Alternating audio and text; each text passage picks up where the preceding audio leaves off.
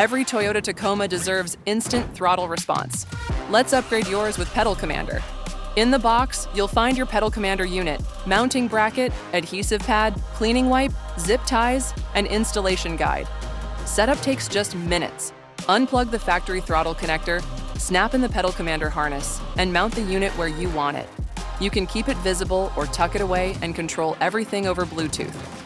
Heads up for Tacoma owners. Inside the throttle pedal connector, there's a small white insert piece. Make sure it stays in the socket. If it comes out, simply place it back before connecting. Once installed, you'll feel the difference instantly. Pedal Commander gives you 4 modes: Eco, City, Sport, and Sport Plus, each with +4 and -4 sensitivity levels to fine-tune your response.